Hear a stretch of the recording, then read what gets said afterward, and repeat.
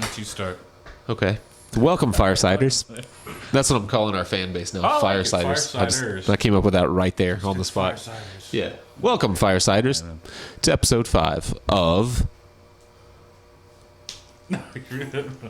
Fireside Tats. Fireside Tats, Yeah. the tattoo education podcast. What is like a 5-year anniversary? What is that? Was that a stone or wood or what? What is Paper. paper? So it's our paper anniversary. And I'm sure paper's the first one. Oh, it's our Maybe it's fifth a episode. stone. It's got to be a stone. All right, whatever stone it is. Stone it. Happy anniversary. Thank you. 5th episode. Yeah, that feels Yeah, good. yeah, and they said we wouldn't make it. Yeah, I mean, Yeah. we know. No. Naysayers. Haters. Yeah, haters. Good Lord. Today we don't have a guest, No. but we did enjoy having Paul. We look, really and he- did. I really enjoyed having Paul on. It was good to see him again. Yep, and he actually texted me today looking for episode 1. He's ready. Oh. He's ready to see. He's ready to get the ball rolling and see himself on the big screen. I'm sure. Yeah, yeah. I mean, that's something big for him. Yeah, it is. It is. So today we're going to talk about preparation. Oh, yeah, preparation, yeah. We're going to talk about how we prepare in terms of measuring space, laying out drawings from a rough sketch to a finished stencil, and maybe dip into other ways that it's done that neither of us Right. We practice. don't really practice, but we've Yeah. definitely seen and heard. But we've seen, and maybe throw our ideas of pros and cons of different ways that you might prepare, and with the idea that everyone that's preparing in a different way will flood us with emails, and we'll be able to make 10 shows out of it. That'd be great, especially if you've got some way that you would love to share. That's what we're here. We'd love to know, how other people approach their own craft. It's the same, Yeah, yeah. practicing the same thing. Just want to know. And it's it's fun because there's no right or wrong. I mean, there probably you go to the same. there are probably pros and cons to every single one of them. But if it ends in a clean finished product, then it worked. Yep. So let's start with how we prepare. You want me to go first, or you go first? Well, I mean, you're already talking. All right, you just sit there. You sit there and look good. I'm sure that I can interject, and Yeah. I would love to know how you. I mean, we do things a little differently, and Yeah, we have- like you said, still love each other's work, so it comes Yeah. to a different. Yeah, we have different approaches, but end up with a similar result. But I've recently gone more digital as far as my preparation. I used to physically map out a space with paper and draw on that paper and go through lay out a rough sketch to scale. I would basically measure the space like what you do, and then draw to scale. Then I went through a phase where I literally, if I were designing a sleeve, I would just sketch out a rough sketch of the shape of an arm, maybe just from this angle, and then again from this angle, just in my sketchbook, thumbnails, and then lay out my overall pattern or shapes, how shapes interact and things like that. No detail, and then work up from there. I went through a phase that I did that as well, and that took me longer to work. It wasn't as intimidating because I was able to map out a lot of space really quickly. Whereas when you trace something out, you're really seeing it at full scale, and sometimes it's a little scarier to approach. So that second way took a little longer. But it wasn't as intimidating on the front end. Now I've moved to, I usually keep my iPad up here at the shop, and I've moved to a program called Sketchbook Pro, where I basically just photograph the tattoo, pull it into Sketchbook Pro, and it's just like Photoshop in that you can work in layers, and you can change opacity, and you have different brushes and pencils and all this, and you can just map out. So I might photograph this, and this, and I might stack them by rows, all of them on one sheet, almost like a panoramic. Like a panoramic that kind of goes around, and I'll just make transitions, and I'll rough it out. One thing it allows me to do is to send compositional sketches to the client to let them make a decision on the layout before I spend a lot of time on detail. I can literally spend 15 or 20 minutes, lay out the basic shape, shoot it over, because it's already, I don't even have to scan it. Shoot it over and say, is this kind of what you're thinking? yes or no. I don't, I wanted the fish on the top of my arm, not the bottom of my arm. You solve all those problems instantly. When you, anything that you might have misread or misunderstood in the initial consultation will come to light right there. And then I'll finish the drawing in Sketchbook Pro to a certain extent, maybe even do a little bit of a color study on it, depending on how ambitious I feel. And then I will physically print it out and make a clean line drawing from that makes my stencil. So I'm digital up to a point, but then I'm actually physically making the drawing at the end, which I think is important. I think at some point you're still getting back to having to draw it in dimension at size. Exactly. Exactly. So that's where I stand now, and like I said, that's 3 ways that I've been through so far, and I may do something different. I may not be doing the same thing this time next year, but so far I like this approach. Yeah, and I've even seen you even input lettering and other things to kind of give a good idea of maybe where some like font styles or some things could lay into it. I have to admit, I think it's got to be probably harder for inputting other people's like straight imagery. Like if they give you something they really want incorporated in, like I mean, it could be anything, I don't know, like kanji or some other smaller if they have sometimes those can be a coat of arms or whatever you do then it's got to be specific. And in that case, I would probably just map the space that would take and draw that in after I printed it, like get it exact. But I might just draw out the rough shape that might fill and place it where I think it would go. And then when I made the final print, then I wouldn't try to draw that in the program, most likely, because you're right, that would be tough. Yeah, I think that sometimes then you have to kind of, like I said, wait till the end, mix and match a little bit when you're just to get a little more dimension that way from a static image if they're trying to provide one. That's sometimes the bane of maybe some of those things. Yeah. I know you said earlier about trying to get some of the soft and contours. It also I love how you can basically go into it and create the highlights, your lights, and separate from your dots a lot faster than when you're working maybe on a white sheet of paper, or even like a colored sheet of paper. Sometimes we work on yellow tracing paper or something like that. Yeah. And digital erasing is much easier than real erasing. That's true. You can pull highlights back and do whatever that. Great idea though. Maybe where you're creating your values. And, set your lights that and darks for people. They get a much better, quicker idea probably. Right.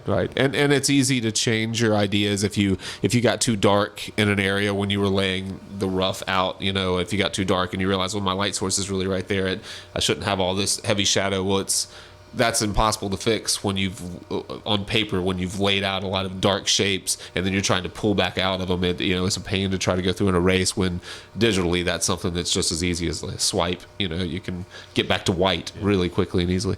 We'll go through go through your process, and it's been the same as long as I've known you. Mine seems a little longer than, I don't know about all that, but I think we also talked about like when you're like often when people bring you resources, if you're not working from straight material. That's cool. Keep going. Like I said, if you're creating your own from your head, your own, like I said, often, like we were talking in last week's episode, basically about how to create quick thumbnails. Again, you start in a kind of a small set. You work to what is smaller than 8x10, 8x12, and often I'm the same. Like I will basically try to quickly line out something in color pencil.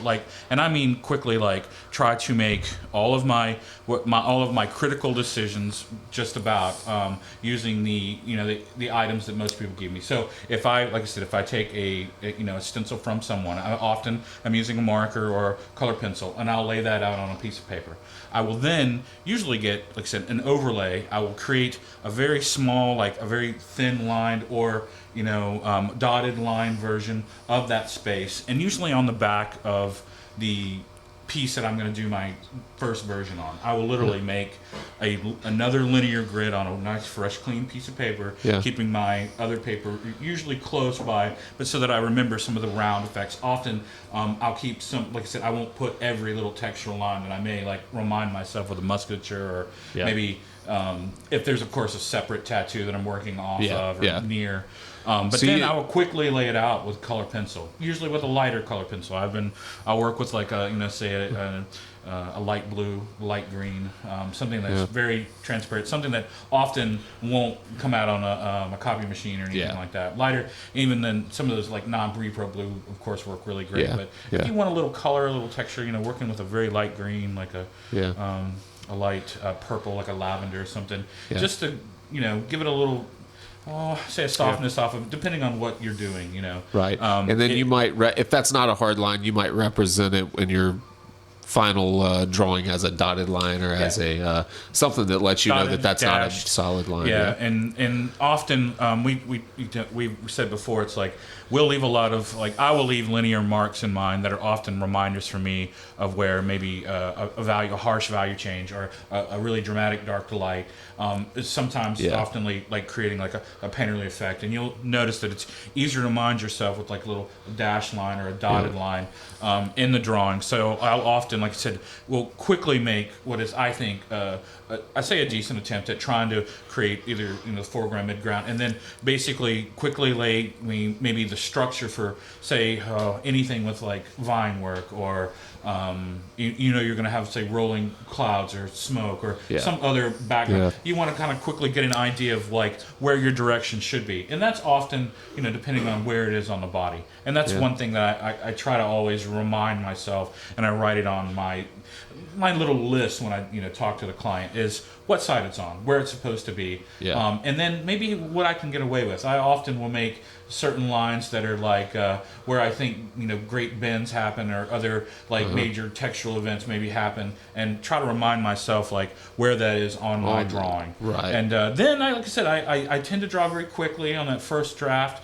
Like I said, try to make it like a thumbnail but to size. I mean, and I think for me that say that can take some time depending on the size of the drawing, and but I think in that I keep a sharpener, keep a colored pencils, and I usually a big like white Statler and Mars eraser, and I try to work, I said, in that first version fairly quickly just to get it in my head, and we talked about it too. It's like I try to do that maybe within a couple days of actually talking to the client. So even if their appointment may be a couple weeks out, I think it really kind of behooves you not to do it last minute. Try to lay out something while it's in your head, while it's certainly a little bit fresher than not talking to them for a month and then having them come in and you not remember a thing they said to you. Yeah. Or often, like you said, they will say certain things, certain words, and I'll actually write that down, so that it's not just a checklist of maybe what they're doing, but maybe the intent too. You often, aren't reminded later what the inflection is, why they want a certain piece, and you want to kind of remember that. It sounds crazy, but they say pretty, they say cute, you write them down. It sounds stupid. If they have like I said, an adverse reaction, I try to, like I said, I don't draw the cutest things in the world. I have to admit. But I try to put reminders in there in my drawings when I do that. And then usually, like I said, I will try to make the effort to show them that before we start anything that's any larger than my hand. I think if it's smaller than that, most people have a little bit of faith in me. Hopefully, I don't have to show you, every little single thing. Like, I don't mean it like that, but some pieces that the bigger they are, I think they deserve a little more time, a little more effort. Yeah, more and you preparation. Want to make sure, like I said, that you're really going into the person's head a little bit. Yeah. You're trying to do something better than they thought of, and often if you don't ask questions of them while they're there, you don't. And make notes. That's an important point that I forget too often, is that I talk to someone, maybe a consultation has been kind of crammed in between two appointments and I'm running behind, and so I'm very quick in the consultation and it sounds obvious. It's whatever I hear, I'm like, oh, I'll remember that. So I'll just make a note of their name, basically what it is, maybe where it's going, but inevitably, your life goes back to normal and you forget that conversation, and then you go to do that drawing 2 weeks later and you're like, well, who is this again? And you're trying to picture what they said, what was that about? Do I really, and then I find myself sometimes emailing them saying, refresh me on this, and I shouldn't have to. Your approach is the solution to that problem. And like I said, I write it in the margins, and hopefully, like I said, if you start doing that, you'll start doing that. Like I said, you probably did that in your sketchbook back in the day, or wrote on the back of the drawing that you were doing, just as a reminder. But I think it's a kind of, like I said, the bigger the piece, it probably inevitably you want to actually. That's what I like the consultation so much, is that inevitably you have the time to actually talk to them, sit and talk, and you get to control your book a little bit that way. It's like if even if they already have an appointment and you realize that their appointment's going to take much longer than you thought or they thought, it gives you a chance to make the adjustment there. Adjustment, and then maybe put them into a day that's a little bit, you don't want to make your day where you're basically lining all day or shading all day. But again. I guess we go back to like, that's how I usually start, you know, and then let me go back to it. where you made a comment a few minutes ago about basically looking at landmarks and thinking about where your shape's going to be. So you're physically you buy tracing paper in Big huge sheets, rolls, yes, right? yeah. And you cut out a big section and you map out. You lay it on someone's arm and you map out landmarks, right? Yeah, just to not just the total space, but you mark the bone right here. You mark the elbow. You mark the ditch. What else do you make? You mark the cut of the. If we're talking about usually where the armpit will Right meet, here. and usually the entire apex. Like there's a strip of skin that you just don't want to work on. Often that doesn't work into any design that is fluid, or it's like why put some designs into places where one you can't see them, or two that they really just don't fit like large overall pieces. Like I often stay away from some places. Like I'll tattoo right over your nipple, but I won't put a tattoo in your armpit. It's just not or at least that bend of it. I try to really stay away from that spongy kind of area. Yeah. I mean, if you're not used to it, or if you don't want full coverage like that, there's no reason to do that. So yeah, I often mark them, and even on my piece of paper, I will actually write in what that object in. I write elbow, I write ditch, I write a pit. Yeah. I will try to remind myself what those in, and then also like once you get these big body maps, you will often forget what side of the body they're on. So right arm, left arm. It sounds ridiculous, but you will forget. Yeah. And if you draw an entire sleeve or a half sleeve or any piece, Yeah. and it's on the wrong side of the body, man, you're gonna hate yourself. Yeah. Like often, we've talked about too. Often, it's if you, just flipping that image over does not make that image right. Yeah. I mean, you It's have a obvious you draw to something's not right about it. most people draw to a certain side. They draw to a certain direction, and if you are guilty of that, which I probably am too. Remind yourself you just are not going to be able to flip an image and just throw it back on. Often people's right and left arms are not the same size, and so that's for me. I think the body maps help a lot, and it depends, of course, on what it is. But I once I get to that point, for me, like I start to see it. I'll say when I was younger, I was pretty good at mathematics. It sounds ridiculous, but when we got to like calculus and other stuff, you're measuring volumes, and if you can imagine those volumes in space, you often, like I said, will probably do pretty well in tattooing, because if you can see these volumes in space, you will be able to draw on the round, and then hopefully not just overlap or underlap every drawing that you come across. Hopefully they have a flow, and you really are thinking of how these things move around the body and move when they're, like I said, when often some places have tighter venues, tighter places that you have to really work beautiful imagery into, and some places that you want to avoid outright. That's I agree. That those are good points. I think that's kind of where I get to cheat a little bit with for the digital side, because it's easier to see. I mean, you can see the space literally that you're working on. You can see where that bend will happen. When you lay it out on a flat piece of paper, you really do have to imagine how that sits, and your the marks you make tell you that. So you have what we call landmarks, roadmap. But I think that I think that's something that I always had a difficult time with. When I was positive I wanted something to make a shape that did just this, and I was approaching it just without working on the photo, just approaching it from working on paper. And then as soon as I set something up to make that sit exactly how I wanted it, nothing else sat the way that I envisioned it, and so I found myself constantly redrawing, which is why pretty often I end up breaking out Sharpies and just drawing on people, just laying the main shapes where I want them and drawing everything else to fit. And this new approach for me has helped to solve that a little bit, because I can physically see how it sits. You can see the body planes a lot easier and a lot. I mean, I think that for some people, I think that would help quite a bit.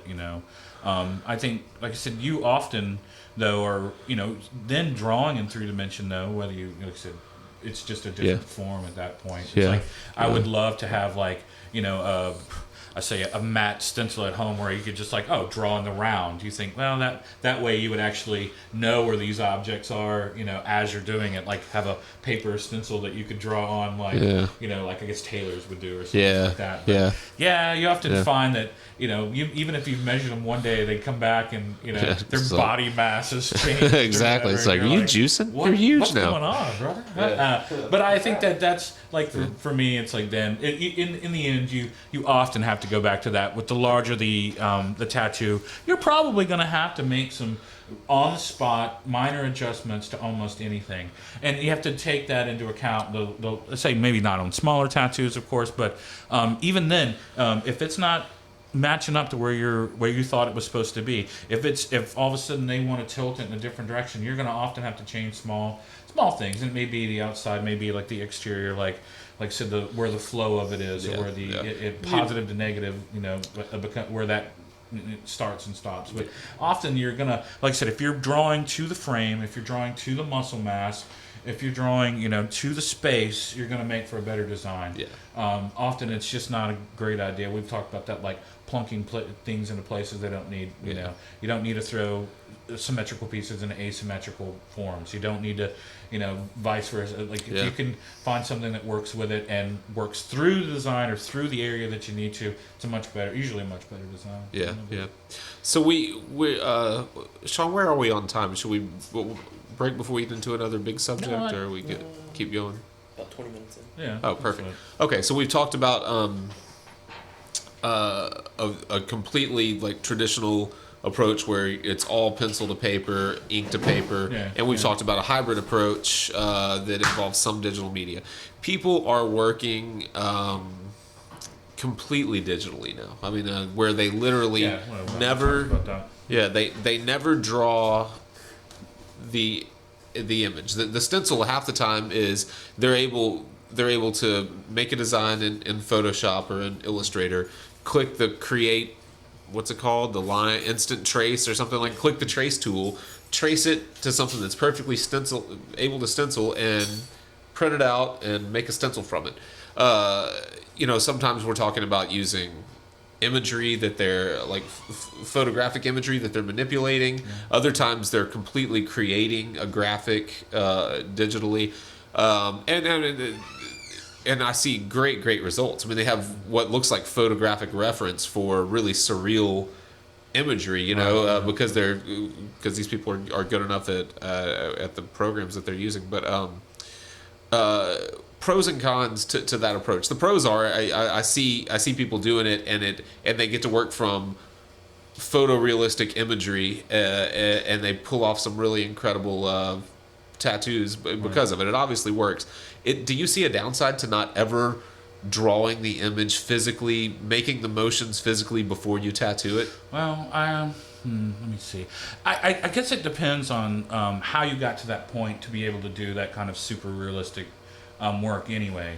Often that's not you just can't jump right into that, and so you have to depend on a lot more of you, like say you working like the ones that we were talking about before often have a lot of like dark and light. You really have to create a lot of a shadow. Contrast. It's a very, say, noir kind of effect, but you have to be really good at beautiful transitions between your values. You still have to have what I think is a real understanding of the mechanics behind it. You would have to lay that out so that you're going to go into, even if it's a very painterly design, and you probably have to have an eye to put that stuff together. So I'm trying not to dissuade people from getting into that, but often that kind of work comes from a different background.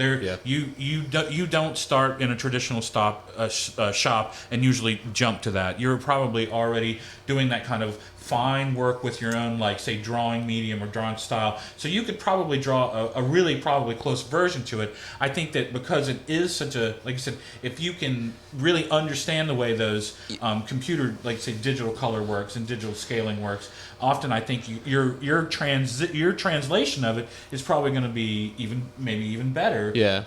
Because you can create a couple, like I said, even more contrast in it, I think, than you can get out of just with some of those tools. Because often it takes takes hours and hours to even work some of that imagery up to get it into whatever what the style or whatever you like it to be. I mean, I think that takes hours, and so I'm not discounting that as a medium, but in the final, it's like you have to really know how to translate that anyway. You would have to know how to do it on paper just as well. I don't think that if you're just skipping steps at that point. Right. If you're pulling, I think that's a good point, because if you're pulling these tattoos off, these photorealistic or surreal kind of crazy tattoos, you're probably pretty competent technically.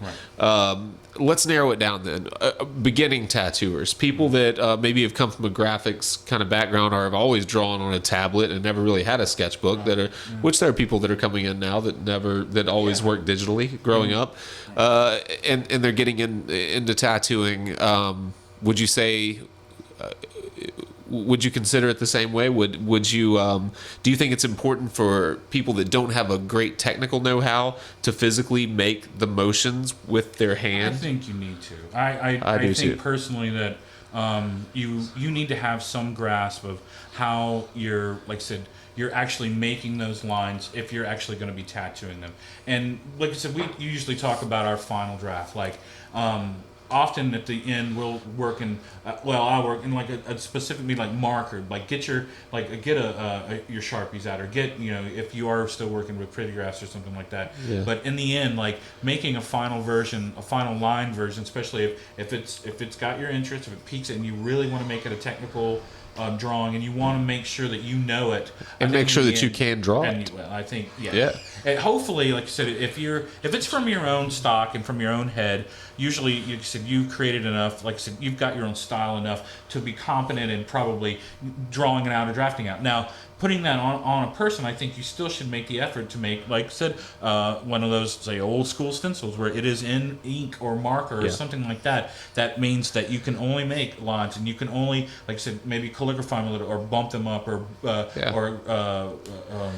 You talked a little bit in the last episode about if I can't draw it, I can't tattoo it, and I think sometimes you can. I think that's a perfect point for this situation.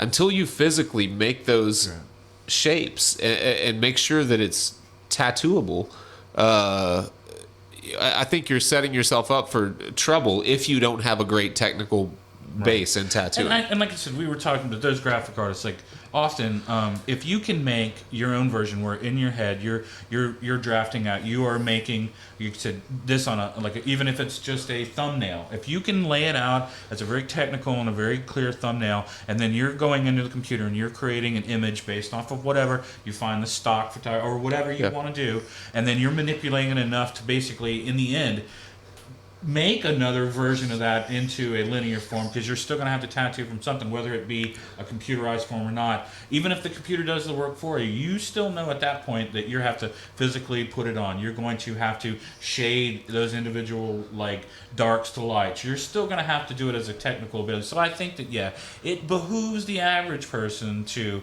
have done it that way. Now, like I said, if you get to a certain point where you're doing everything painterly and you're working more from, say, the stock image than you are from even your own stencil, that it's just there as a guide, as a I think that there are people that are that are into that, and basically are doing that because it would take them so much longer to create a color study for someone of a photorealistic thing. There's no sense in that if you really if you trust the person that's doing. But often if you, like I said, for the people that we normally talk to, you're coming into the art world, you more probably should not start that way. And a lot of people that come out from graffiti work or from tagging and stuff, they often want to have that kind of expressive thing, and it's like how to translate that. And that's probably part of the problem. Like you often, it's hard to make a linear line to create what is basically like a soft brush effect or a spray paint effect or something you could easily create with a shader. So it's like then you basically are having to translate that, like before, with either some kind of dot matrix, with either some kind of hash line, something to remind you of painterly and dark effects against whatever probably really linear effects like a black line. I think if you've got that in your toolbox, you can probably pull off some of these things, and you should experiment with that. But I think if you're starting out, if like I said before, if you can't draw it, you shouldn't be tattooing it. If you can't make a really clear, defined linear drawing from it, and often, I know a lot of people that we talked to. That basically, you're working between like a .07 and a .05 pencil within that range, and so that's about the normal size of a pencil. If you cannot draw it if you can't draw it with a nice sharp pencil, and you can't draw it well, you probably should draw it in a different way, or like I said, probably not be tackling that yet. It's not a and it's not a personal thing. That's just a and learning. I think we've talked about it in one episode, probably episode 1, where we were talking about finding your comfort zone. How far can you pull a line or push a line before you get uncomfortable with this stability, with like before you have to change your pivot point or whatever it is. And that's, when you're drawing with an anchor point tool, in a computer program, you're literally clicking a button, clicking a button, and it's making those shapes without you making those shapes. And I think as a beginning tattooer, coming up from a digital background, if you don't print that thing and trace it, run back over it, and get used to where your comfort levels are in your mark making, you're setting yourself up for trouble. Right. And you may, like I said, at that point, we've often had Dimitri as a guest artist, and the way he works with basically doing portraits now is a little different. He'll actually put the faces into this program and then stretch them. Because he's done that over, he's figured out how to stretch them enough that when he puts them on the round or in certain places where they have quite a lot of dimension that you're working from a flat photograph, it actually stretches it so that it has a much higher realism to it than the photograph would ever create, because it's creating more of a rounded, fuller face, but when it's on the round, it looks perfect. I still can't. That's a way of really using a computer to your advantage, where you can actually create better portraits by remembering that you're putting this on a round surface and not just a flat plane often. And he gets better results from that, and then he still makes a pencil drawing from that, from his stretched and refigured, color portrait usually, or black and white if you're reducing. But that's another thing. Like I said, he still goes back and makes that effort to basically make sure that where there's defining things are and what he's really capable of doing in that drawing, what he can really pull out of it. And then he knows he does beautiful portraits, but it's often based on drawing it one more time. I think there are definitely tons of great uses, that being one for computer programs, and I think that the people that are using the program successfully without drawing at all, who are putting out great tattoos, they're probably not looking to us for advice anyway. So you keep doing what you're doing. But if you're a beginning tattooer, great job, good effort. If you're a beginning tattooer, I think you need to make line drawings. And like I said, if you understand where light and shadow and where value really start, often drawing from photographs is fine. I remember in school they often would tell you you get the best sources when you're actually working from a person. That often photography does not, it flattens the image out. But now with proper lighting, you can get a lot more contrast out of some of these, and you can get really good results. Sometimes sometimes it's always better to work, of course, from full life. But if you can't do that, and that's what we talk about now. It's we have guest artists and other artists that draw from basically a lot of photo references and make copies, and often work from directly from photos, from copies, and that's fine too, as long as that you're basically kind of pushing your style from the original and really understand where those, like I said, where the light's the dark, where what the most important parts of those structures are. And I think as long as you're doing that, you're probably, at least you're understanding it. I don't think that the average tattooist gets into doing portraits within the first 2 or 3 years. No, probably not. You want to start with some of the basics, and then but if on the side, if you are just doing these beautiful drawings of people, you're doing master portraits on the side, you'll have a much better understanding when you get to the ability, when you're actually comfortable with your shading enough to create those high contrasts or beautiful blended tones. I think it's working directly from photographs or tracing photographs, literally. I think it makes it really difficult to put put your signature to put Yeah, or to make it. I find that I my tattoos are so much nicer when I look at something and draw them the way that I interpret them than when I trace something out and then then the entire tattoo feels like a job to me when I found myself doing that. Like you said, when you find stuff like that, you're not going to find it the size you need or the right thing. You're often making, you're kind of working from part of it, and then you're reestablishing back. Or doing, like I said, you're often you're not going to be able to draw it a straight 1-to-1. And so I like the idea of, like, even if you're working from a photo, like I said, unless you're doing a portrait, so put it to the side and draw like you would anything else. Draw looking at it. Draw from your head and from that at the same time. There's nothing wrong with having tons of reference. I mean, I have an entire library at my house. I literally have books on just about any and every subject. And sometimes I have other books out that maybe not be about the same thing. Just cross-reference things. Often just having imagery, like if your house is undecorated, if you haven't started collecting art from your friends, you should just get into it. Have art around you so that it inspires you to make more art. It sounds ridiculous, but so like I said, if you're drawing, we'll go back to the point. If you're drawing and you need resource information, don't be afraid to make copies of it. Don't sit with your phone out and every 5 minutes clicking back to it to try to look at some reference piece. Go and make a copy of it. Go to Kinko's. Go to wherever. Go to the place around the There's a lot to be said for 6 cents copies. It sounds ridiculous, but go and have that as a reference. You spend enough of your day looking at your phone screen, anyways. Print that thing out. Look at a piece of paper. And really, if you don't like books, if you don't like whatever, get some file folders. Get some things together where you're starting to collect imagery, because often we have people that's like, oh, I don't know how to draw that, or I don't, the average person doesn't know how to.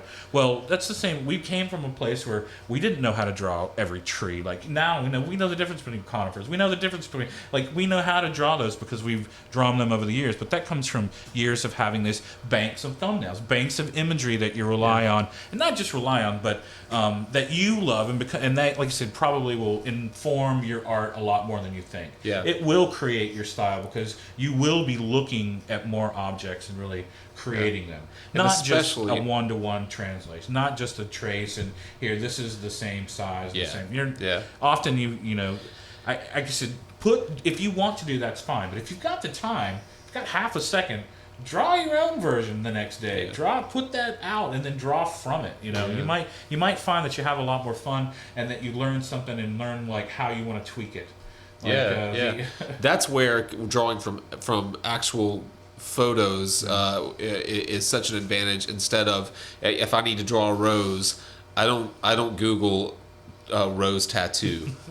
So many people draw tattoos from tattoos, and I think that's a terrible mistake. Draw tattoos from actual images. Print out a rose, man. Find a really nice rose and print it out, and don't trace it. Print it out and draw it. And you'll end up with, when you're sitting down and doing the tattoo, it's really your own at that point. When you didn't draw it from another tattoo, you did draw it from life.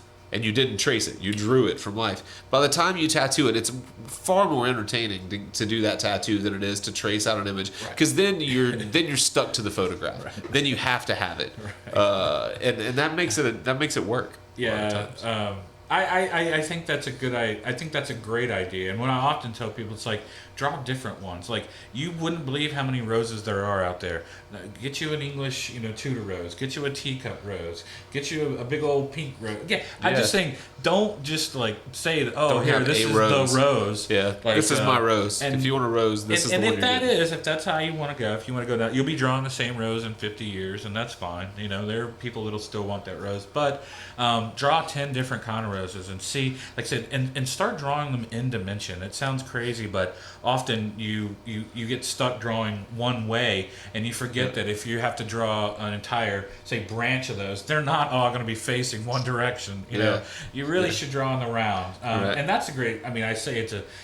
We were studio artists before we probably got into tattooing, and that I think that has something to do with it. It's like often drawing from still life.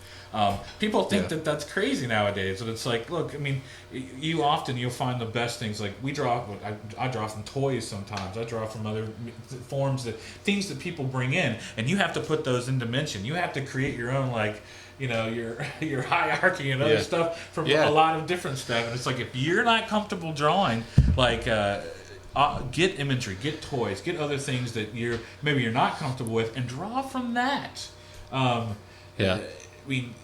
you might learn a lot by drawing things that are plastic. It sounds crazy, but trying to create that sheen and that kind of molded kind of presence to it and stuff. Yeah. If you're not comfortable drawing glass, draw glass. Yeah. Draw ice cubes in glass. Draw a glass of water. Draw a sweaty glass. I mean, it sounds ridiculous, but I have had to do some of the craziest tattoos, like a guy that was he was a cigar smoker, loved the cigars. So we have a half-done little cigar in an ashtray with a little highball glass next to it. Yeah, with I a know little, the tattoo you're talking about. Yeah. Ice breaking Uh-huh. in it, and the smoke that basically turns into this kind of view of Cuba and these tropical Yeah, trees. yeah, I know exactly. Like, and it's like, I'm not a big cigar drinker, but I went and bought a cigar. I got one out. I drew it in dimension. He gave me Smoked some, half of right. it. He gave me Put it some. out. Gave me some of labels of the cigar, and those are the yeah. things that make a drawing so much better. It's like, don't draw Yeah. your own version of one if you don't know what a cigar looks like. Don't draw, get a glass out. If you want to draw a good highball glass, make yourself a drink. Draw it one day. Right. And see if you're not instantly a lot more informed about the things around. Yeah. Often people like say, oh, what should I draw? What should I? It's like, well, take a look around. You'd be surprised. Yeah. I used to It's draw hummingbirds for my grandmother. You Yeah. often find that that's probably your best thing. Make them as gifts later if you have to. Yeah, They yeah. don't turn into tattoos. right. The thing with drawing from tattoos, drawing for tattoos, is that there's a certain level of stylization that goes into tattooing, and it's so easy to start, if you're not working from real reference, to start drawing what you think something should look like rather than what it actually looks like. And everybody does it. I mean, if I hand you a sheet of paper and I say draw an eyeball, you're going to draw like the shape that you think an eyeball should be. But then compare that and look at someone's actual eyeball and say, like, oh shit, that's not what it looks like at all. Or a set of lips, like, oh, there's really not a dark line. There's no M at the top of my Right. lips. You know what I mean? It's like if you don't draw from life, you get in the habit of drawing what you think something should look like. It's true, but what I think later is that I think that's fine if you do understand what something looks like. I said, you often will find that if you're not good with drawing faces, if you're pick a book up on faces. It sounds crazy, but start looking at your friends around you. Start really drawing them for half a second, or find another source where you will basically you'll have that kind of communication with it. And it's like, it may be something as like there are 1,000 books on anatomy or stuff like that. I still have books that I look at that have basically, they're called like pose file books that basically have 1,000 random poses that have these people. Oh, yeah. So you can often, like, if you can't get someone to be in the round or be in front of you to draw that way, and often you'll find people that will do that for you. There's I mean, if we're talking about figurative work now, I think it's good to have resource like that. That stuff. Those are great books. They're great books, and I said, and it's because if you get a chance and you can't. Often, like I said, have a figure or a form that you want to draw straight from. It's like, go look at a real source. There's nothing wrong with that. Have it in front of you. Have everything you need around you when you start drawing. And I honestly, I sit on the floor and draw, and I often draw on a light table, maybe on a couch or something, or on a coffee table. But I love being centered with all my stuff around me, and have so that I don't have to get up for a while. I'm gonna be there for usually a couple hours, as long as you normally tattoo, like maybe at least as a minimum, like take 3 hours out of your day. That's not quite, that's not a lot, but make a time for it and draw for yourself if you're not drawing. If you're drawing for people, of course, you're already in the if you're working steadily, job, if you're working, you probably, like I said, I still think you should take some time, even if it's on the weekends, even if it's, like I said, before you go in, and make some art that's not about maybe tattooing for half a second too. Look at the world around you, take it in, draw some real life stuff, and it'll only inform you a little bit more. I'm hoping to I'd like to do a show on this, and I have a couple of artists in mind that are fine art figure painters or painters, and talk about the importance of getting outside of your, I don't want to say preferred medium, but the medium that pays your bills. and getting into something else, trying, if you're a tattooer, making sure that you pick up a paintbrush, make sure you work in acrylics and in oils and see the difference in that. Make sure you break out charcoal and just do quick 10-minute sketches of whatever, just to push yourself outside of your medium, because it's real easy to get trapped in what you do every day. That's some of the first work that we ever did is, you do gestural drawings when you got into a class. It wasn't so that you would find these beautiful images. Sometimes you'd find 1 out of 10 that worked great, but it was often to train your eye, to get you into the long ones, so that you basically you were learning as part of the mechanics. Yeah. You just establishing a hierarchy immediately, but making sure that you identify important parts of a scene and translate them really quickly. I think that translates right to tattooing. You often, we were just talking about it. You often want to run out of thumbnail. I like to make a sketchy version first. A very I think it's very quick. And like I said, something that I often have rubbed into or done some shading into, so that I remind myself where those darks and light of. By no means my last drawing. But hopefully, we've said, I often tell people this. It's like you'd be surprised if you drew it once, put it away. Next day, draw it again. Draw it completely different. Draw it from a different direction if you want. Right. Put it away. If you're working from a static image. And then if you're, like I said, if you get a chance, draw it the next day. And you'll find that you'll get better and better at it. And then put the three together. And if you haven't learned something from that, I said, if you haven't learned a little quicker how to translate or whatever that object is, I guarantee you have. You have. Yeah. And that's the same with our drawing. I draw it quickly once. One more time, maybe if I need to refine it down. Often, like I said, if I can, I will make that last ink version of it so that I have learned it. Yeah, it's super clean, it's polished, it's refined, details are in place, all that stuff. And you'll get in some, like you said, your memory, your reflex memory when you're tattooing. You're like, oh yeah, I need to stop here, I need to quit here, I need to make sure that I'm working in this section and get it completely done before I work my texture in behind. Small things, but you'll remind yourself the order maybe of how you want to do it as well. Yeah. Let's take a break. That sounds good. Yeah, we've been going. Quick break. We're gonna wrap it up. Hopefully you've gotten some. I think this is a good one so far. Hope you've got some good out of this. I think we can still. Well, we've got some more stuff to talk about. Yeah, a few more. Quick break. Thanks, you guys. Oh, I got a stuffy nose. Yeah. Because of our sponsor, Scrimshaw Pilsner. Thanks, Scrimshaw. Thanks, Scrimshaw. If you like shark fins, you'll love Scrimshaw. Right. That's their motto. Oh, I thought that was a boat or something. Yeah. I think it's a shark fin. It's even meaner. Yeah, it's a shark fin with a whale in it, I think. Oh, Is that what you said? said? Oh, it's a shark tooth? Yeah, Scrimshaw is like when you cut into the boat. Yeah, you're right. I wouldn't try to make the connection between the name. But thanks. If you love teeth, you'll love right. You have teeth. Yeah.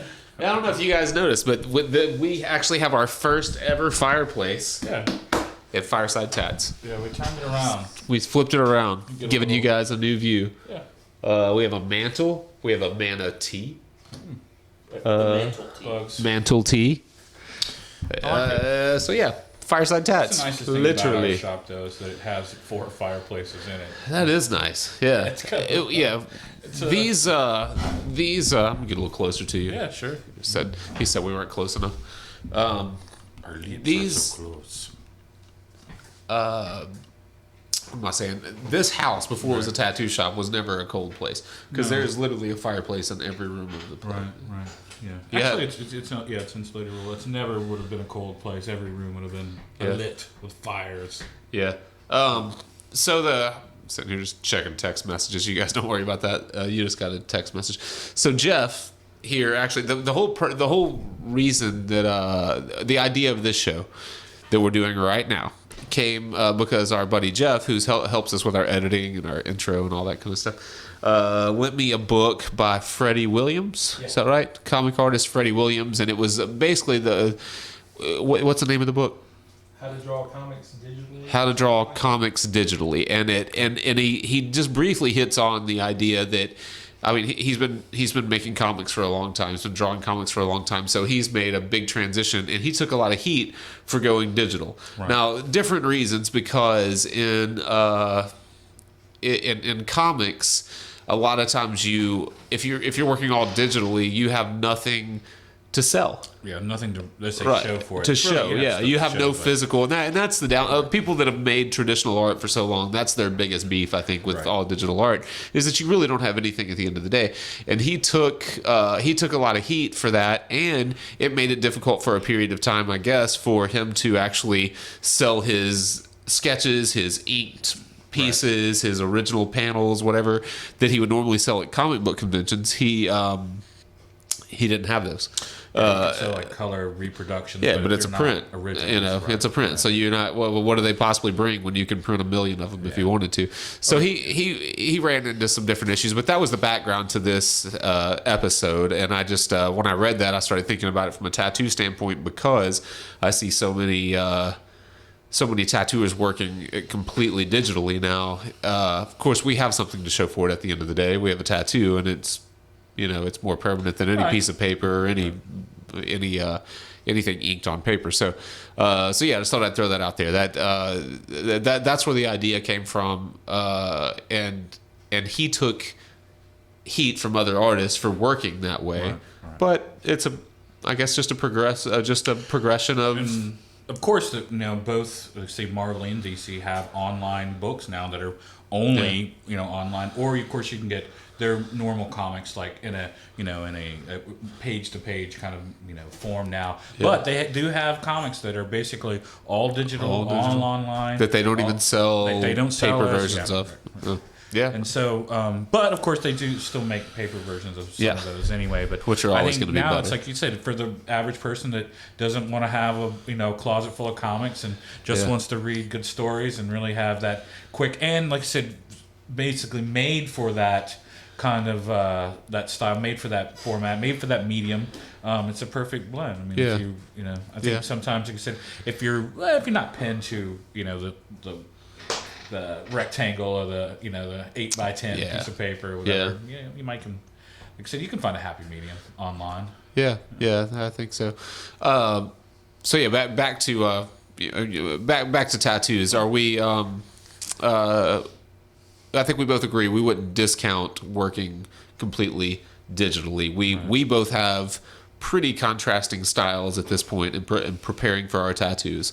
We reach a result that we can both work with to make a good tattoo. I mean that's the end result of this preparation is being able to place a stencil, or even if you don't place stencils, to put a tattoo in skin that you have all the reference that you needed and you did the best job that you could have done because you prepared well for it.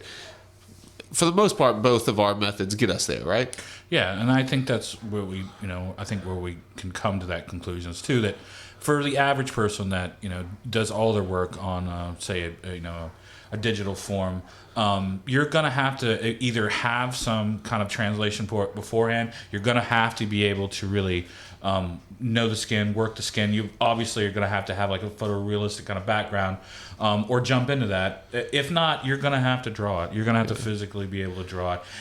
But I do like the idea is basically making a form or making a design online that you could draw from. Again, like you said, there is nothing wrong with probably, like I said, using it as a tool to, in the end, probably make your drawings better too. I don't think that the average person could make an instant translation from it, but you making your drawings from it, that could be actually really, I think probably one of the best things that you could probably get into is like how to make, a 2 or 3, two-dimensional drawing from maybe your 3-dimensional work that you're doing in that kind of form. Yeah. Or I think in the end you're going to have to come back to whether you can actually put it on a person or not. And often I go back to like if you can't draw it, you can't. Yeah, you can't tattoo it. Yeah. And So maybe some things you shouldn't, even if you can draw it, you shouldn't tattoo. yeah. And we did a lot of that in the last episode with the tattooability. And I think Paul helped a lot on that. We got some good information out of that one. It was good. But it sounds like we both agree that if you're not a proficient tattooer, if you're not a technically solid tattooer yet, if you're early on in your career, say 2-3 years or less, it's important to physically make line drawings for your tattoos. Yeah, and if that's not part of your, like I said, if you're working in other mediums, which is fine, I think they all will relate back. In the end, you're still going to have to make what we call just nice line drawings. If you're not capable of that, you're probably not going to be able to translate it back into an easy way into a tattoo world. So yeah, if you're worried about like, oh, my paintings aren't translating well, they're probably not. Maybe you should paint on the side, make it probably crossover, but absolutely get a better drawing fundamental. If you're not a competent artist drawing wise, pick it up, start doing it, take some classes on the side, audit a class at your local university, go to workshops that other people, we know artists that have put on workshops, put on workshops, and or like it could be figure drawing, it could be any, as long as you're making, like I said, as long as you're working outside yourself a little bit, you'll find that you're going to bring it back into your tattooing generally, and your drawings. Hopefully you'll be a more competent artist that way. And like I said, get outside of your box, whatever that is. There's definitely if you're trying to go from digital reference to tattooing, there's going to be a learning curve that's going to be difficult if you're not drawing those images on a regular basis. Now, like I said earlier, disclaimer to the disclaimer is probably not right. To the more competent artists that work, the portrait artists that are printing out a photo of someone, literally using that photo to hand over transfer paper to make a stencil, laying that photo and putting photorealistic tattoos on people or portraits on people. They're in a different league. They're probably not looking to us for advice. But if you're early on in your career, that's not probably a good approach to not make the drawing first physically. Yes, I mean, and in some cases, even making a tonal reference, like even in one of your first drawing attempts, you should probably do some tonal work so that you really understand where you're putting your lights and darks, why there's not linear lines in some of the finest places in the face, especially and stuff. Like, I mean, that's that can work for a lot of other things too that have texture on them. And, I mean, if you're drawing like an object in the round, I mean, you should make sure you understand where the lights and darks are, where the changes take place, and that's a great point for preparation, because if you make those big decisions on the front end, even if you're working from your roughest sketch when you're tattooing, you still, if you make the important decisions beforehand, it's easier on you during the tattoo. It's easier on your client. It's easier on your client's checkbook if you're not sitting there staring, making decisions on the spot. If you've made the big decisions beforehand, where your light is coming from, how shapes interact, how you're gonna how edges fall off, or how the tattoo finishes. If you've made those big decisions on the front end, then it makes for a much easier work environment. Much easier. And we found, like, just in our last apprentices here, it's the exact same thing. You'll often find that you will spend more time having to figure out what you're doing in the middle of a tattoo if you haven't figured it out already. And you will stop and you'll start doing other things, or you'll start wiping a lot. There are things that I've seen in our own apprentices coming through there. That's when you can tell they're thinking. It's like stalling. And you are stalling. At that point, you should have probably figured that out a little bit more. And that's probably, like I said, if you haven't gotten to that point and you're starting to rush your designs, often that's a good place to stop. Like, don't start into things that you're not comfortable with. If, like I said, if you have the opportunity and you're working with a client that's fine with that, it's like, if you're starting on some larger pieces and you are, like I said, you may have a great line work, you've got it all figured out, but you do not have the shading and color done, don't sit there and just try, like, here, I'm just going to experiment on you. It's not a good idea. Experiment on a piece of paper.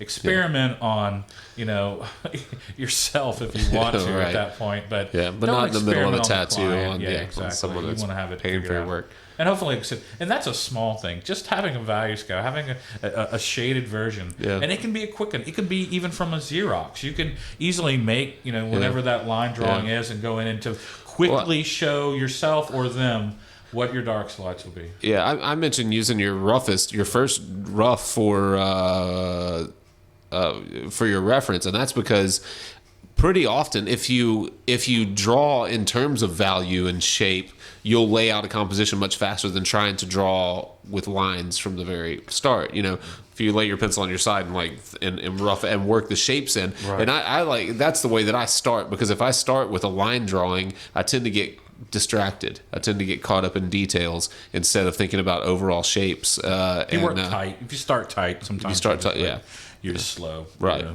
So make value studies and even start with value studies. Think about, especially in larger pieces, think about looking at the piece from 10 feet away. Can you read it? We got into that in the tattooability episode.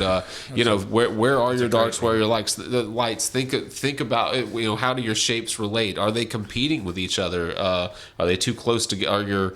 Is your hierarchy not established? Those are all decisions that you need to make basically in a thumbnail right off the bat. You need to determine pretty quickly the overall layout, what's the most important, where the light's coming from, and make sure that that you're keeping everything dynamic, all the way through it, and use that when you're actually tattooing. Pull that sheet of paper back out. Pull it out. That's Yep. exactly right. That's what it's like. Use it in the end. I mean, not only is it good for them to see, but it's good for you, to remind yourself. And like I said, it makes for a quicker tattoo. It makes for a faster, really your judgment, how to make those really critical, decisions, and then go right into them. I mean, often that's when like I said, you hopefully by the time you get done with the lining, you're starting to have a little fun with it, and that shading and that color is the fun part. Yeah. So make your really good critical. Make sure your linear items are working. Make sure that the drawing is great. Often we've talked about that too. Even with Paul's, it's like often your colors are going to do things on you. Maybe for the person they might get a little lighter, but if you have a really good line weight, you have a really good tight design, it's going to make all the difference, and it'll last a lot longer than colors or blending or any of that other stuff. Where if you've got a really good tight drawing and design in it, often the rest will fall into place. And your technique is in place, and you and is solid, and everything ages together. I thought Paul made some pretty good points about his style of working with a more traditional style, and he said something about, I feel like if I have a nice solid dark line that surrounds the space, that everything inside of it can fade away, and it ages well because of the structure of it. And we've talked a little bit on the opposite side of that, how we always leave ways in to work into pieces. But he came from a different standpoint where he's like, no, I mean, I try to make sure that thing, it's a sticker, it's solid, and there's something to be said for his approach, because his tattoos age really well, and I think that has a lot to do with it, because they really, no matter however they age, they stand off the skin. Yeah, I still think it. I mean, even when he was talking about that, it's like maybe we don't talk about framing items with actual frames, but I think he also comes back to that same thing where he's talking about that overall shape. The line work is basically you get an overall shape, and that form is probably more informing than the colors or values that you ever put into it. And stuff. And I like that approach. His great style. Great work there. Yeah, I think so too. Where are we, Sean? Where are you? We have to be Sorry. Underground Art. Oh yeah. By the way, thanks for sending all Underground that Art. mail. And about an hour. Yeah, thanks for all that mail that you guys sent. Thanks. And hopefully we have us. we're on intro number 5 now. I hope by the time you guys actually see this, it's going to be badass. We're probably going to have some shredders that are standing in front of the shop playing live. Music. We will have little. Yeah, we've got some treats coming. We do. We have some guests lined up that I'm pretty excited about. Next episode, I think we're going to be talking to a professional photographer about photographing your tattoos to keep them from looking really shitty. I think it's great. Man, I'm just gonna make notes. Yeah, I'm just gonna make notes. I'm not even talking. I mean, I think it'd be very informative, and hopefully here's some good ideas about especially lighting on them, or we often have bitched about taking fresh tattoos over maybe them letting them heal for a day or two. Yeah, often you can't get those people back in, but it's too bad if you can get that first day. 24 to 48 hours later, you have such a nice photo. It's too bad. It's hard to get people back. All right, well, come in. Stay tuned. Stay dialed Stay tuned. in. But check your email boxes because we're gonna do that next week. Right. Episode episode 6, I hope. If you do have questions or general Yeah. Oh, yeah. things that we, Thank you. As far as the subject matter tonight, we'd love some feedback on your approach. How do you prepare for tattoos? What do you do that is different than what we just discussed? If you are working purely digitally and you've only been tattooing for 6 months and you're having outstanding results and we don't know what the fuck we're talking about, what are they talking about? you tell us. I would love to see it. I would too. I think for the average, like I said, yeah, but I hope we get some feedback that's contrary. I don't know. I'd like to. We'll see. So yeah, what makes it easier for you to tattoo? Right. Yeah, that. Get with us. Let us know what you think about this episode. We'd love to revisit it sometime down the road and use your ideas too. So, and we'll show some. We're going to show some practical applications for it, like how we actually measure, just a couple of things. Right. Like, do you know how to shave a person? Have you ever shaved? Have you ever shaved a person? Yeah. All right. Yeah, we're probably opening up an entirely new can of worms with that question. No, though. I think that's it. That's Yeah. Like us on the Facebook and the Instagram and the Twitter Zone. Tell us what you think, and then, like I said, if you've got some questions or some answers, we'd love to hear them. Yes, absolutely. Episode 5 in the books. Thanks, you guys. Thank you.